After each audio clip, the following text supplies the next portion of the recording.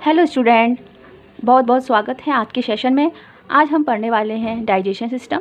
My name is Gunjan. My education, qualification, year of experience and ये सारी चीज़ें secondary हैं। अगर प्राइमरी है तो सिर्फ आप मेरे सेशन आपको पसंद आते ही हैं तो उन्हें शेयर करें, और अच्छी चीज़ें शेयर होनी भी चाहिए। तो स्टार्ट करते हैं डाइजेशन सिस्टम। देखिए, हमारी बॉडी में कई तरह के ऑर्गन्स होते हैं, लेकिन उन सब के अलग अलग काम होते हैं। हम उन ऑर्गन्स को देखेंगे जिनका डाइजेशन सिस्टम में इम्पोर्टेंट रोल है। सी दैट सबसे पहले माउथ है, और फूड को सबसे पहले माउथ में ही डालते हैं। माउथ से फिर फूड पाइप में जाता है, और फिर फूड पाइप से दूसरा ऑर्गन अटैच होता है, स्टमक जे शेप में होता है। यह भी बहुत ही इंपॉर्टेंट पार्ट है डाइजेशन सिस्टम में, और इस तरह से एक दूसरे से सभी ऑर्गन अटैच होते हैं। तो इस तरह से ये टोटल लेंथ, इस गट की टोटल लेंथ 9 मीटर है, और ये छोटी जो आंत है इसकी 6 मीटर, और बड़ी आंत, ये जो बड़ी आंत है इसकी 1.5 मीटर। फूड एक कितना लंबा ट्रैवल करता है हमारी बॉडी में। शरीर में पाचन क्रिया के मेथड हैं, 2 तरह के होते हैं पाचन क्रिया। एक तो मैकेनिकल डाइजेशन और एक केमिकल डाइजेशन। तो पाचन एक ऐसी प्रक्रिया है जिसमें भारी व जटिल कार्बनिक पदार्थ को एक अति सूक्ष्म एवं सरल कार्बनिक पदार्थ में बदल जाता है। पाचन एक ऐसी प्रक्रिया है जिसमें भारी एवं जटिल कार्बनिक पदार्थ को अति सूक्ष्म सरल कार्बनिक पदार्थों में बदला जाता है, जो कि हैवी ऑर्गेनिक मटेरियल को सिंपल ऑर्गेनिक मटेरियल में चेंज कर देता है। यहाँ पर डाइजेशन के 2 पार्ट हैं, एक तो यांत्रिक और भौतिक, इसको मैकेनिकल डाइजेशन और केमिकल डाइजेशन। जैसे कि स्टार्च है वो ग्लूकोज में, माल्टोज में चेंज हो जाता है, प्रोटीन अमीनो एसिड में, और फैट ग्लिसरॉल या फैटी एसिड वसी अम्लों में चेंज हो जाता है, जिससे ये पचने योग्य हो जाते हैं। और प्रोटीन जो है अमीनो एसिड में चेंज होता है, जिससे कि ये पचने योग्य हो जाते हैं। डाइजेशन में ये 3 स्टेप होते हैं, एक तो डाइजेशन, एब्जॉर्प्शन, मेटाबॉलिज्म। तो यहाँ पर हम डाइजेशन के बारे में बात करेंगे। तो मैंने बताया था कि ये 3 मेथड हैं, एक तो मैकेनिकल और एक केमिकल। तो मैकेनिकल में भोजन, इसका फर्स्ट स्टेप होता है भोजन का बनना, जिसमें फूड को पकाकर उसकी जो शक्ति होती है, जो टाइटनेस होती है, उसे नमी में परिवर्तन कर देते हैं। नमी मतलब उसे सॉफ्ट कर देते हैं, जो खाने योग्य हो जाता है।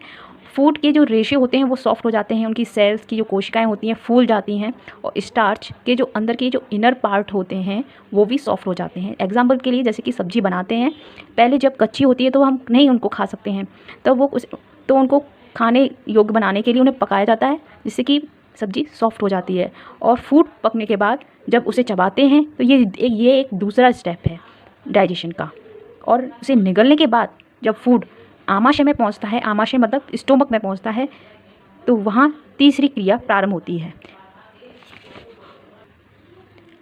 इस तरह से जब फूड माउथ में जाता है तो माउथ से भी पाचन क्रिया शुरू हो जाती है। तो माउथ में जो पाचन क्रिया है वो 2 तरह की होती है, एक केमिकल एक मैकेनिकल। तो मुँह केमिकल डाइजेशन और भौतिक मैकेनिकल। मुंह के अंदर दांत, जीभ, ये एक भौतिक क्रिया है, जो हम अपने टीथ से भोजन को चबाते हैं, ये एक मैकेनिकल मतलब भौतिक क्रिया है। मैं आपको ये मैकेनिकल डाइजेशन और केमिकल डाइजेशन के बारे में आपको बताऊंगी। तो ये प्रोसेस जो है माउथ से ही शुरू हो जाता है, ये क्रियाएं दोनों माउथ में ही शुरू हो जाती हैं। तो मैकेनिकल डाइजेशन में जो मुंह के अंदर टीथ और टंग होते हैं, ये एक भौतिक क्रिया है। भौतिक क्रिया मतलब मैकेनिकल डाइजेशन, ठीक है। और केमिकल डाइजेशन में आता है जो हमारी ग्लैंड्स हैं, एंजाइम्स है, ये केमिकल डाइजेशन में आता है। तो मुख के अंदर सैलिवरी ग्लैंड्स होती है, जिससे हमेशा लार हर समय निकलती रहती है, और जब हम भोजन करते हैं तो उस समय तो और भी ज़्यादा भर जाती है। तो देखा होगा आपने, मुंह हमेशा हमारा गीला रहता है और वो हमेशा लार निकलती रहती है, डिस्चार्ज होती रहती है। तो और जब हम भोजन करते हैं तब वो और भी ज़्यादा भर जाती है। तो जो लार है वो क्षारीय द्रव्य है। क्षारीय मतलब एल्कलाई। लार में टाइलिन नामक एंजाइम्स होता है, जो कि भोजन के जो स्टार्च होता है, भोजन में स्टार्च जो होता है उस पर क्रिया करता है, मतलब एक्शन करता है, जिससे कि वो माल्टोज में चेंज हो जाता है। माल्टोज में भोजन स्टार्च पर क्रिया एक्शन करता है, जो कि माल्टोज में चेंज कर देता है। देखिए यहाँ ये टाइलिन, लार, लार में टाइलिन होता है और प्लस स्टार्च, जो भोजन में स्टार्च होता है, इसमें इन दोनों की क्रिया होती है टाइलिन और स्टार्च की, जिससे कि वो फिर माल्टोज में चेंज होता है। जब हम रोटी खाते हैं तो हमने देखा होगा वो मीठी लगती है, जब हम खाते खाते मीठी लगती है। वो क्यों लगती है? वो इसलिए कि क्योंकि उसका रोटी का जो स्टार्च है वो टाइलिन जो लार है उसके संपर्क में आ जाता है, तो दोनों में फिर क्रिया होती है वो, जिससे कि वो स्टार्च, रोटी का स्टार्च माल्टोज में चेंज हो जाता है। जब हम रोटी खाते हैं तो वो मीठी क्यों लगती है? वो इसलिए लगती है कि रोटी का जो स्टार्च है वो माल्टोज में चेंज हो जाता है टाइलिन की वजह से। टाइलिन के अलावा एक और एंजाइम्स डिस्चार्ज होता है, वो है लाइसोजाइम। इसका क्या रोल है? इसका है कि जैसे कि हमने कोई फूड खाते हैं, कुछ भी खाते हैं, अगर हमारे माउथ में बैक्टीरिया ज़्यादा है तो उसको वो नष्ट कर देता है, बैक्टीरिया को नष्ट कर देता है। माउथ में बैक्टीरिया जो जर्म्स होते हैं उनको, रोगाणुओं को नहीं जाने देता, वो नष्ट कर देता है लाइसोजाइम। अब मैं आपको माउथ का स्ट्रक्चर बनाकर दिखाती हूँ, टंग का, जिससे कि आप स्ट्रक्चर भी ईजिली बना पाएंगे और आपको समझ में आएगा। मैं माउथ का डायग्राम ड्रॉ करती हूँ।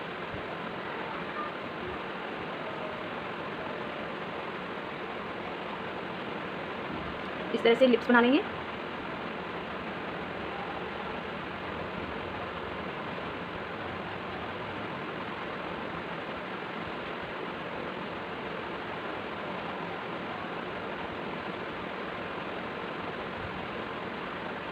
ये टंग है।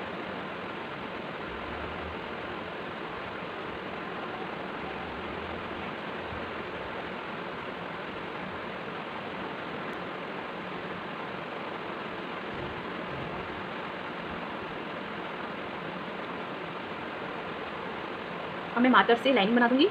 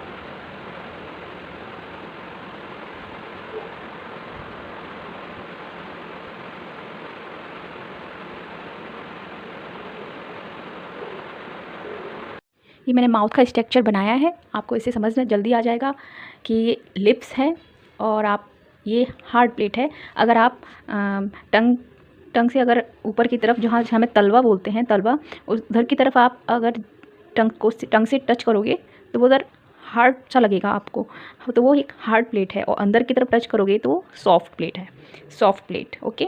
और ये इधर साइड में टॉन्सिल है। ये हमारी टंग है और ये बेस ऑफ टंग जो फ्रंट में जो दिखाई दे रहा है, ये बेस है टंग का। ये ओरल टंग है। टंग में सेंसेशन टेस्ट की बर्ड पाई जाती हैं, इससे हमारे टंग से टेस्ट का पता चलता है। फ्रंट जो पार्ट है, इससे मीठे का टेस्ट आता है, स्वीट, मतलब स्वीट का। इसमें स्वीट टेस्ट की बर्ड होती हैं, कोशिकाएं होती हैं, कलिकाएं होती हैं, सॉरी कलिकाएं। और सेकंड जो पश्च भाग बोलते हैं, बैक पार्ट में कड़वे स्वाद का टेस्ट आता है, इसमें कड़वा होता है, बिटर। और यहाँ मिडल में इधर खट्टे का टेस्ट आता है, श्योर का। ओके। और यहाँ साइड से इधर जो पार्श्व भाग है, इधर नमकीन टेस्ट आता है, सैल्ट का। तो फ्रंट में स्वीट का, बैक में बिटर का, कड़वे का टेस्ट आता है, और मिडिल में श्योर मतलब खट्टे का, और इधर जो पार्श्व भाग है, लेटरल, इधर नमकीन टेस्ट आता है। आपको समझ में आ गया होगा। टीथ हमारे 4 प्रकार के होते हैं, कृतंक, रदनक, अर्घ, चर्वणक और चमण। इनको हम इंग्लिश में कृतंक को इंसाइसर्स और रदनक को कैनाइन और प्रीमोलर।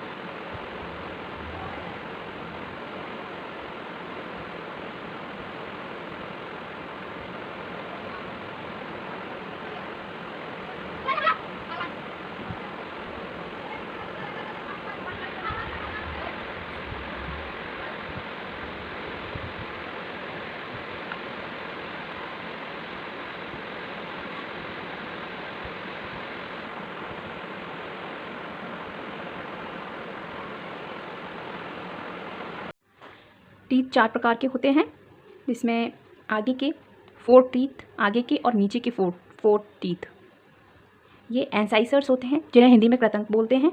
ये काटने और कुतरने के काम आते हैं। इंसाइसर्स ये आगे के फ्रंट के 4 दांत ऊपर के, 4 नीचे के। ओके। और आगे के जो 4 दांत हैं, इनके बगल में जो एक एक टीथ है, इधर एक एक नीचे का और ऊपर के, ये कैनाइन है। इन्हें रदनक बोलते हैं। ये चीरने फाड़ने के काम आते हैं। इसी तरह से फिर हैं कैनाइन के बगल में जो 2 टीथ हैं, कैनाइन के बगल में जो 2 टीथ हैं ऊपर और नीचे, इसे प्रीमोलर टीथ कहते हैं और हिंदी में इसे अग्र चौड़क कहते हैं। फिर लास्ट के जो तीन टीथ हैं लास्ट के ऊपर और नीचे, इनको चौड़क बोलते हैं। लास्ट के ये 3 टीथ हैं, इन्हें चौड़क बोलते हैं, मोलर, इंग्लिश में मोलर। तो देखिए आपको समझ आ गया होगा। आपको मैं जूम करके दिखा देती हूँ कि फ्रंट के जो आगे के 4 टीथ हैं, सेम ऊपर सेम नीचे, 4 जो टीथ हैं फ्रंट के, उनको एंसाइसर्स बोलते हैं, मतलब कृतंक बोलते हैं। ठीक है। और इसी तरह से आगे की जो 4 जो टीथ हैं, ये 4 जो टीथ बताए हैं मैंने, इनके बगल में एक इधर का, ऐसे ही सेम नीचे, इनको कैनाइन कहते हैं, मतलब रदनक बोलते हैं। ये चीरने फाड़ने के काम आते हैं। और ये रदनक जो है कैनाइन, इसकी बगल में, जस्ट बगल में 2 टीथ हैं, 2 टीथ इधर, 2 टीथ इधर, सेम ऐसे ही नीचे, इसको प्रीमोलर बोलते हैं, प्रीमोलर। ओके। प्रीमोलर मतलब अग्र चौड़क। और ये लास्ट के 3 टीथ हैं और इधर, और सेम नीचे 3 जो टीथ हैं, इनको चौड़क बोलते हैं, मतलब कि मोलर। मैंने इंग्लिश में और हिंदी में दोनों में ट्रांसलेट कर दिया है, इसको आप नोट कर सकते हैं। ओके।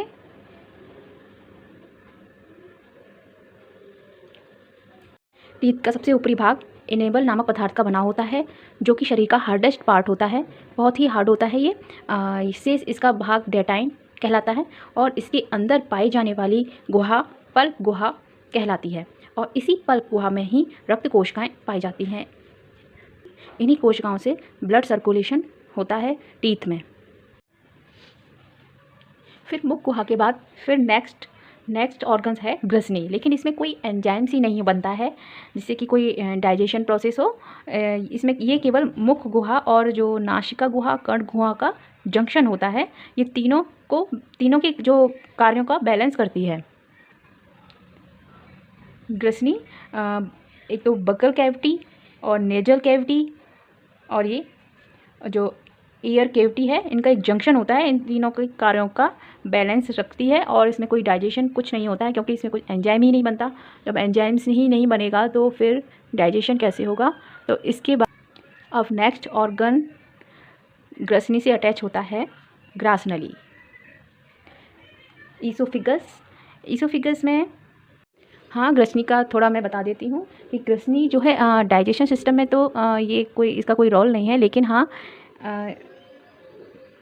क्योंकि इसमें कोई एंजाइम नहीं बनता है। लेकिन जो माउथ पाइप जो जाते हैं तो ये दो पाइप होते हैं, एक फ्रंट में और बैक में। तो एक से एयर जाती है, वैसे हम नोज़ से एयर जाती है, लेकिन एक हमारे माउथ में भी एयर पाइप होता है, जिससे हमारे एक से तो एयर जाती है, एक से फूड जाता है। तो इसमें कौन डिसाइड करता है कि फूड जो है फूड पाइप में ही जाए और एयर पाइप में जाए।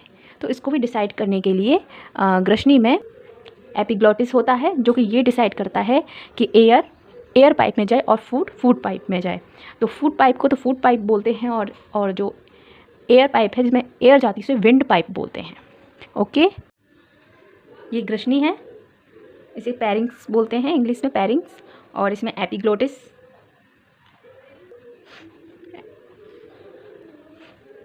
जब हम भोजन करते हैं तो उस टाइम विंड पाइप थोड़ी देर के लिए क्लोज हो जाता है, जिससे कि फूड विंड पाइप में ना जाए और फूड जो है फूड पाइप में जाए।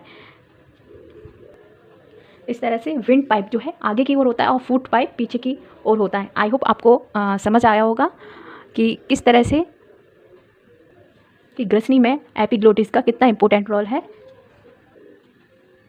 इसे ग्रसनी बोलते हैं, पैरिंग्स को, और इसमें एपिग्लॉटिस पाया जाता है, जो कि ये डिसाइड करता है कि फूड पाइप में फूड जाए और विंड पाइप में फूड ना जाए। अब ग्रसनी का हो गया। अब हम बात करते हैं माउथ पाइप की, कि माउथ पाइप किस मसल से बना होता है। माउथ पाइप थोड़ा टाइट होता है, वो लूज़ नहीं होता है।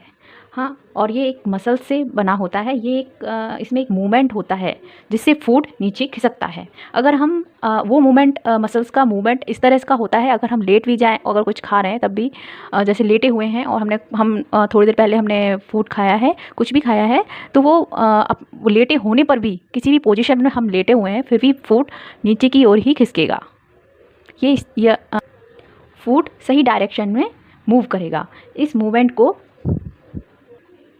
पेरिस्टाल्टिक मूवमेंट कहते हैं। ओके, और ये इस मूवमेंट के द्वारा फूड आगे की तरफ मूव करता है, और इस पूरे गट में यही मूवमेंट होता है, पेरिस्टाल्टिक मूवमेंट। इस पूरे गट में ये पेरिस्टाल्टिक मूवमेंट होता है। इसमें यही मसल्स पाई जाती हैं, जिससे कि जो फूड है वो आगे की तरफ बढ़ता जाता है। अगर हम फूड खा के हम अगर लेटे हुए हैं, तो हम अगर ये मसल्स नहीं होती, तो मसल्स अगर ये वाली नहीं होती, तो अगर हम फूड खा के लेटे हैं तो वो कैसे मूव करता, कैसे खिसकता आगे की ओर, वो अटक जाता बीच में। तो इस मसल से वो फूड आगे की ओर बढ़ता।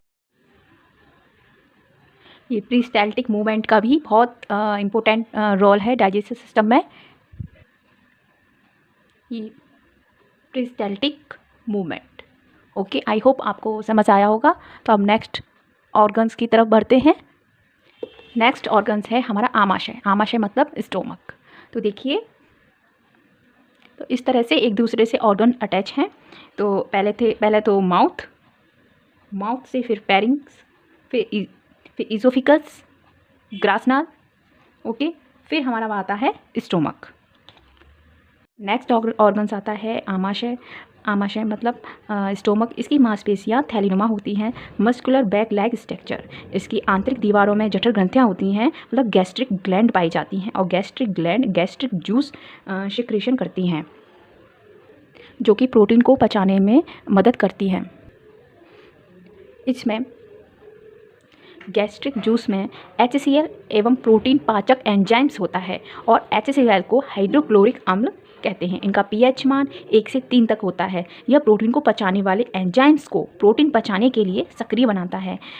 ये प्रोटीन को पचाने में बहुत ही अच्छा रोल है इसका, और साथ ही प्रोटीन को पचाने के लिए अम्लीयता माध्यम प्रदान करता है। अम्लीयता मतलब एसिड माध्यम बनाता है जिससे कि प्रोटीन अच्छे से डाइजेस्ट हो सके।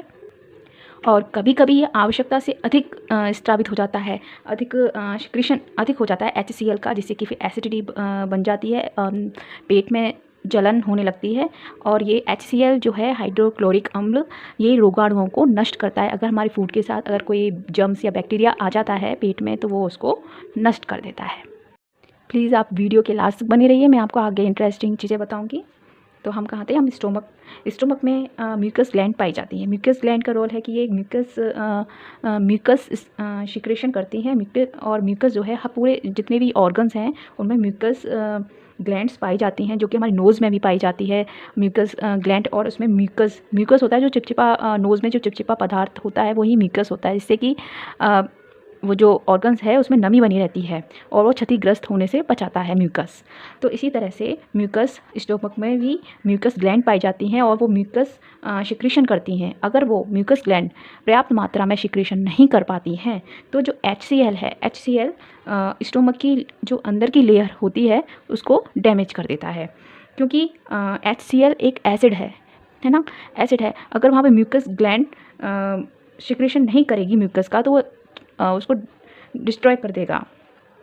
स्टोमक में जो गैस्ट्रिक ग्लैंड होती हैं वो गैस्ट्रिक जूस सिक्रीशन होता है, और गैस्ट्रिक जूस में पेप्सिन और रेनिन ये 2 एंजाइम्स होते हैं जो दूध का पाचन करते हैं।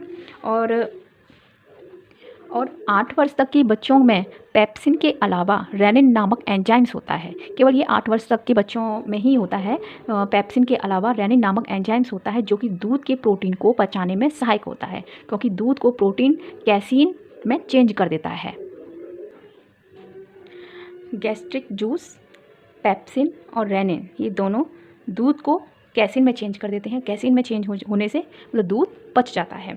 तो रेनिन दूध को थिक कर देता है, मतलब दूध को दही बना देता है। रेनिन अगर दूध को थिक कर देगा तो इसका मतलब ये है कि वो दही बना देता है, और फिर दही बनने से पेप्सिन जो है, पेप्सिन दही को पचा देता है। लेकिन ये पूरा प्रोसेस 8 साल के बच्चों तक ही होता है।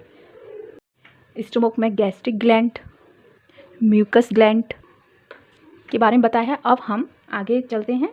अब हम इसमें स्फिंक्टर के बारे में बताती हूँ। इसका स्फिंक्टर का क्या रोल है स्टोमक में। इसमें स्फिंक्टर होता है स्टोमक में, जो कि फूड पाइप से फूड स्टोमक में आता है। फूड पाइप से फूड स्टोमक में आता है। ये स्टोमक में फूड को रोकने का काम करता है। जब फूड जो है फूड पाइप से फूड जो है स्टोमक में आता है तो फूड को स्टोमक में रोकने का काम करता है स्फिंक्टर। इसमें ये 3 से 4 घंटे स्टोमक में फूड रहता है। ये फूड को रोकने का काम करता है स्फिंक्टर, और ये 3 से 4 घंटे तक फूड को स्टोमक में रखता है। और उसके साथ क्या होता है हम आगे देखते हैं कि वो काफ़ी देर तक रहता है। जब स्टोमक का काम हो जाता है, वो उस फूड को पचा देता है, तब देखेंगे कि स्फिंक्टर खुल जाता है। आमाशय ये जो डायफ्राम है, ये फूड पाइप है, ये डायफ्राम है, और डायफ्राम के नीचे बाईं तरफ उपस्थित होता है। लेफ़्ट साइड होता है स्टोमक की जो दीवारें हैं वो एक सर्कुलर मतलब वृत्ताकार लंबाकार मसल्स की होती हैं, मतलब सर्कुलर मसल्स होती हैं और मसल्स होती हैं, और ये जो कि पाचन क्रिया में सहायक होती हैं। और आज लीवर, पैनक्रियास जो बाकी के ऑर्गन्स हैं उनके बारे में हम नेक्स्ट वीडियो में बात करते हैं। तो प्लीज़ वीडियो को लाइक करें, शेयर करें, सब्सक्राइब करें।